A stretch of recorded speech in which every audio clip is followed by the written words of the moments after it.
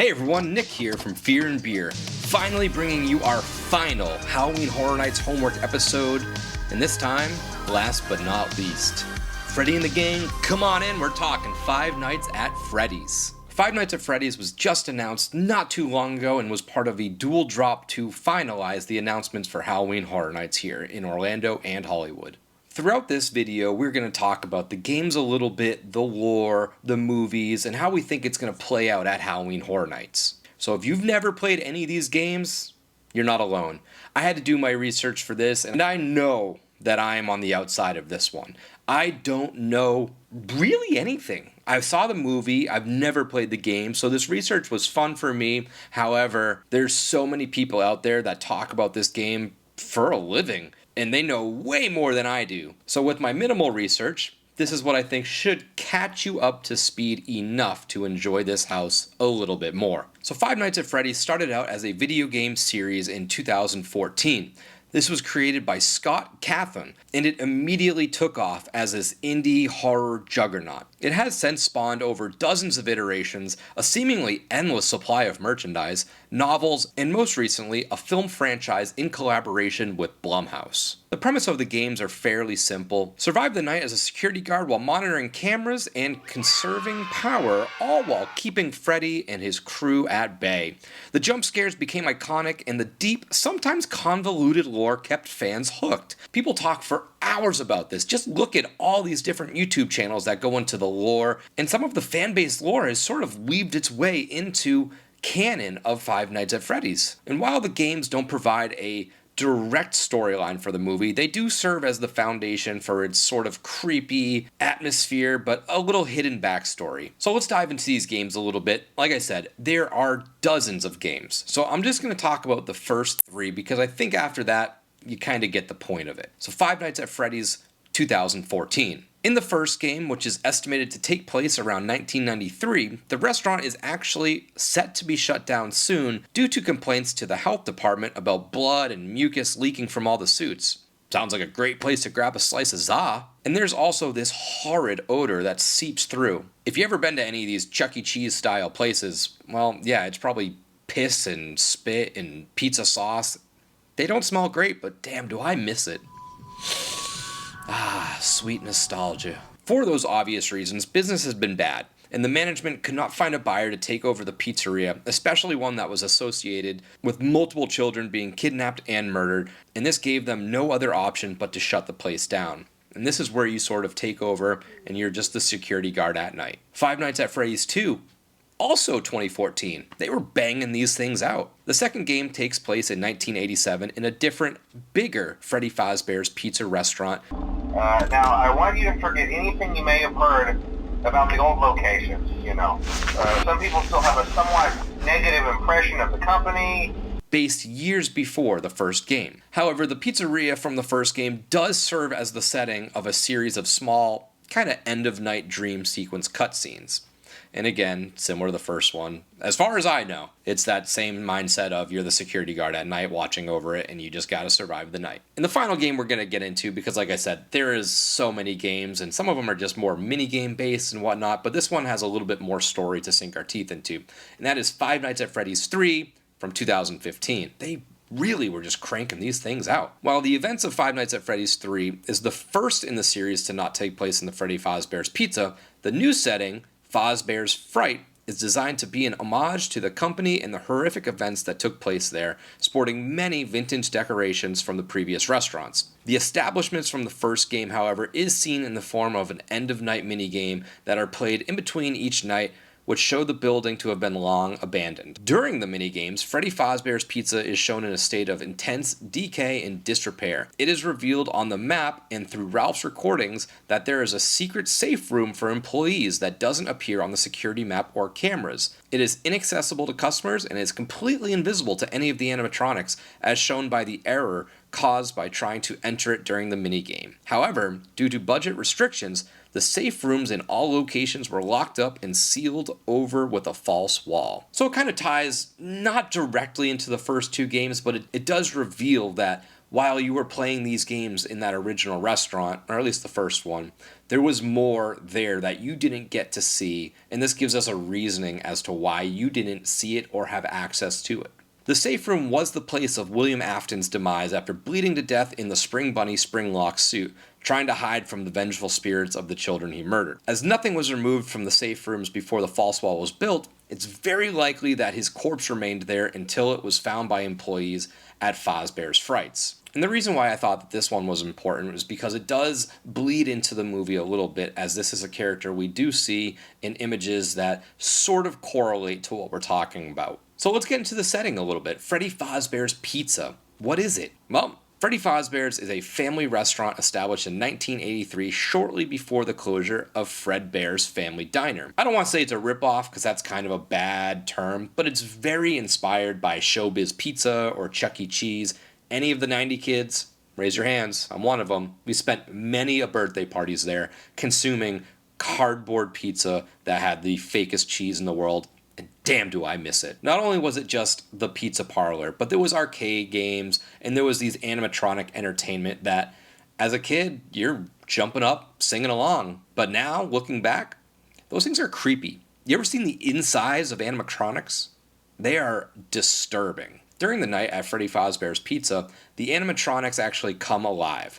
They are haunted by 5 children that were kidnapped and murdered by the company's co-founder, William Afton. According to several altered posters in the first game, an incident occurred when a man dressed in a Spring Bonnie suit lured 2 and eventually 5 kids, presumably named Gabrielle, Jeremy, Susie, Fritz, and Cassidy, into the back of the pizzeria and murdered them. The suspect was eventually caught, but in the end, neither the children nor their bodies were ever found, and due to the lack of evidence, they just let Afton go, I guess.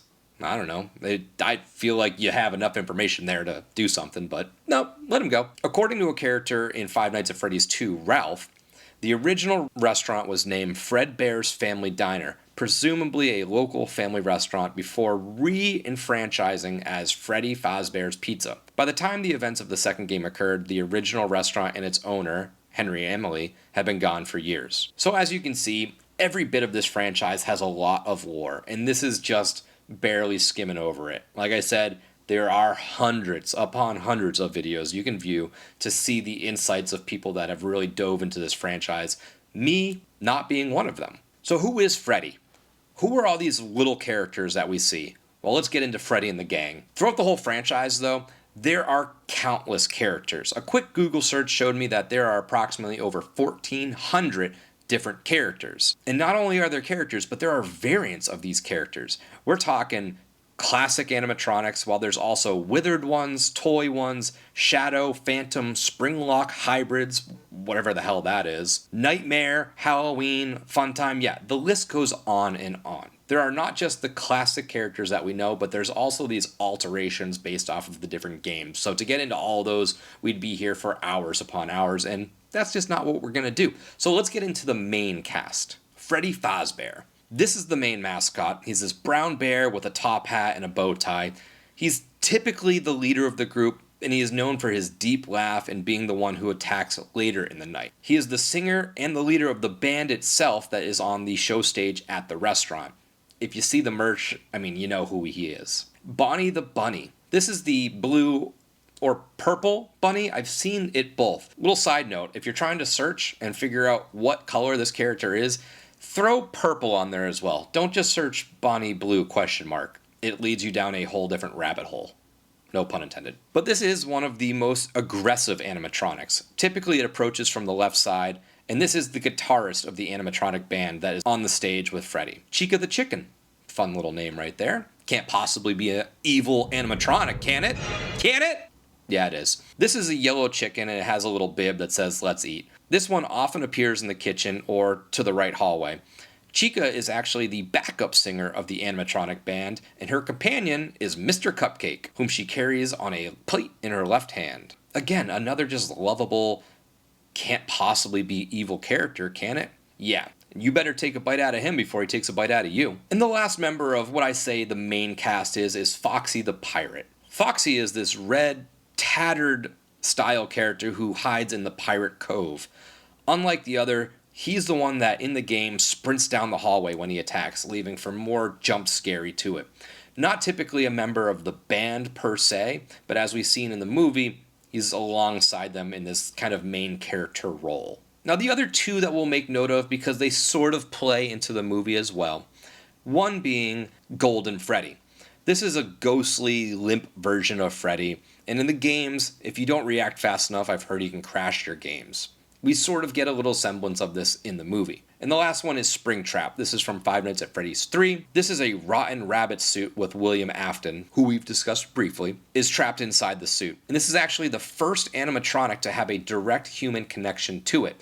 Obviously, the children's spirits kind of inhabit the others. This is the straight up, nope, he was crushed inside the suit and he embodied it. Now let's get into the movie a little bit because I think this is what plays the most when we're talking about the Halloween Horror Nights house. Obviously, the game set the stage for it, but fans have been asking about this movie for years. It was actually announced in 2015 by Warner Brothers, but kind of got locked away. It spent time in movie hell and was just never created. Blumhouse finally stepped up though and made it happen for the fans. Five Nights at Freddy's finally released in 2023 and brought the massively popular video game franchise to the big screen for the first time. Produced by Blumhouse and directed by Emma Tammy, this film follows Mike Schmidt, who is also, I believe, a character in the games somewhere. Five Night fans, let me know. But just don't be too mean. I don't know this stuff, I'm doing my best. He's sort of this down-on-his-luck security guard who takes a job at Freddy Fazbear's Pizza, and well, if you played the games or listened up to this point, I guess you know how it's going to end for him. The movie balances dark horror with some nostalgia. Again, Chuck E. Cheese kid, raise your hand. Yeah, it hit the vibes for me. But it does add this theme of family trauma and mystery to it. In the movie, Jim Henson's Creature Shop brought them to life with full practical suits, which gave the characters a terrifying but grounded presence. The film also introduced Golden Freddy and a handful of creepy cameos, keeping fans guessing at all the hidden lore sprinkled throughout. There were other people. I know Balloon Boy was one of them that popped up multiple times in the movie. We didn't need to talk about him because he doesn't have a significant role in the movie, but just wait, I'm sure he'll pop up in the sequel at some point. In the movie, with Mike now starting his new job, he's juggling multiple battles, both internal and external. He struggles with the memory of his brother's kidnapping at a young age, and he's also juggling this legal battle that he's in the middle of in order to keep custody of his younger sister. Because yeah, this guy is definitely fit to be a guardian, right?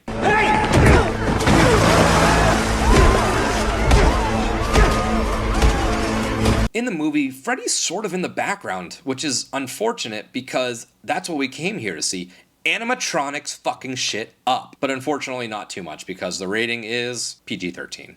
Not the R rating we really wanted, but again, when you're building a movie for a fan base that is tending to be on the younger side, you gotta make do. The animatronics looked really cool, but I feel like they didn't get much function in the film. I thought they were supposed to be scary, but instead they're having like fort building parties and jam sessions. I wanted a little bit more of a scare factor with them because animatronics, like we talked about, are pretty creepy.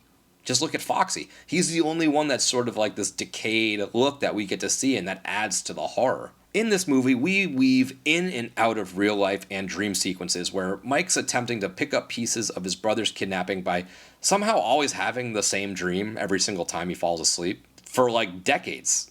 I don't know, man. Maybe it's time to just hang it up and call this one an L. However, as the movie progresses, so do the dreams. We get to see more and more, and the day kind of continues a little bit longer until we're not so subtly hit with the, hey, there's these creepy children. They're definitely not the animatronics.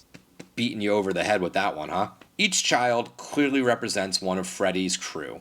You can see by the top hat and the colors that they're wearing, and even one's carrying around a little pirate hook hand for some reason. It's fine, but again, it's not that subtle. But wait, we've been talking about this movie for a while. We forgot one big thing. It has Matthew Lillard. Yeah, the Matthew Lillard. Obviously, he can turn this movie around for us, right? Right? There's no way they're going to have him play this sort of caricature of his former character Stu from Scream in this movie, right? It's unfortunate, but that is the road that they went down. This is a movie, again, aged for PG-13, so I'm just going to assume they had in mind that these kids aren't going to have seen Scream. They're not going to really fully get it. They might be able to understand the references years later, but if this is their first viewing, they might fall for it. But for me, when you have a limited cast and only one is acting semi-suspicious, it makes it pretty obvious to see that Steve isn't really Steve. Oh, and the fact that when Matthew Lillard was cast in Five Nights at Freddy's, he spoiled it himself. Hashtag sorry not sorry, I guess. Maybe I missed it in the movie too, but it does get revealed that his daughter is the cop that visits Mike at his overnight shifts. And she knows about this. She knows that her dad was the one that kidnapped and murdered these kids. And she's just like, oh, just let him be. No need to arrest him or bring it up. I get it, the evidence is probably wishy-washy, but still, I mean, if he's going down, so isn't she. Overall, the movie just isn't for me. I didn't love it, but I also didn't hate it. It's very much made for the fans of the game series, and that's just not me. The setting, the visuals, the soundtrack, those are all enough to keep me intrigued, and, you know, that's fine. Let's talk screen to scene. These are some scenes from the movie that I think should or will be translated into the Halloween Horror Nights house this year. One being, obviously, the security office with all the monitors and the door slamming and stuff like that. I think that's a creepy enough setting to include, and a fun little visual to show us what is to come. I do hope we have a scene where we can kind of walk through the dining room. I want it filled with all the crazy party-style tables, pizza boxes. I want the animatronics kind of shut down. You know, those little tchotchke toys. Just, I want it very arcadey, Chuck E. Cheesy, reminiscent to me. It'd be fun to see a little aspect of Foxy's little pirate cove because it adds for a little bit of variety in the house. I do think we are going to get sort of this dreamy sequence area with the kids. It might be a little jarring if we're going in and out of this sort of dream sequence, but if they add it almost as a in-between room and progress it a couple times, I can see it fitting. And then obviously we need the big finale with Freddy and the gang. We need all of them there closing in on us, giving us this almost claustrophobic feel, all while still being able to see these creatures up close and personal. That's what it's all about in Halloween Horror Nights houses. So I want the Fazbear head pushed into me. I want Foxy's little hook coming at me. I want Bonnie with the guitar. I want Mr. Cupcake. Just get me. Attack me. Get them up close and personal. What to watch? These are some films that I think you should watch to get ready. Obviously, Five Nights at Freddy's only has one iteration in the film franchise so far, and I don't think you're going to be diving into the video game series. Unless you have time to play a bunch of stuff, go ahead. I mean, maybe just play the first one and just get a vibe check on it would be fun. But I think watching films is an easier way to prepare yourself. Of course, Five Nights at Freddy's, the movie, watch it. We just discussed it a little bit. It's easy watch. It's fun. It's not offensive. It's a simple watch. However, there are two other films that kind of jumped the gun on Five Nights at Freddy's while it was stuck in development hell for those 10 years. One being the Banana Splits movie. This came out in 2019, and it's the same thing. It's another take on murderous animatronics taking over a children's entertainment center. It's wacky, it's fun, and it knows exactly what it is. And my personal favorite, Willy's Wonderland. That's right, with Nick Cage. This movie is ridiculous. Nick Cage doesn't say one line of dialogue in this entire film. He's not trapped in here with them. We're trapped in here with him. It's your birthday. And for me, it has more variety in characters. Obviously, with Bonnie and Freddy Fazbear and Chica, they don't, for me, separate enough. However, in Willy's Wonderland, all of these characters are drastically different and they have sort of their own environments to play in. It's a wacky, bloody, insane time, and they knew exactly what they wanted to be. This is the vibe I was hoping for Five Nights at Freddy's, but again, because it has a younger demographic, they didn't take the swings that Willy's Wonderland did. What is the future for Five Nights at Freddy's? Well, with Blumhouse already confirming sequels are in development, it's safe to say Freddy and his friends aren't going anywhere. The franchise has endless potential. More games, new films, and with Horrors Unleashed seemingly popping up more and more, maybe a permanent location in one of those. Future installments in the movies could start to bring other characters from the franchise to film. We're talking about characters like Springtrap, the Puppet, and there's plenty. Like we said, there is an seemingly endless supply of characters that could jump up into the next movie. So only time will tell just how far this franchise will go, but it's seemingly just getting started. Which is weird to say because the games have been out for over a decade, but being part of a film franchise now is a huge step forward. And that wraps up our Halloween Horror Nights Homework episode for not just Five Nights at Freddy's, but the entire HHN34 season. Thank you for joining along on this little fun ride. It definitely helped me learn these IPs just a little bit more, and I hope I was able to help you as well.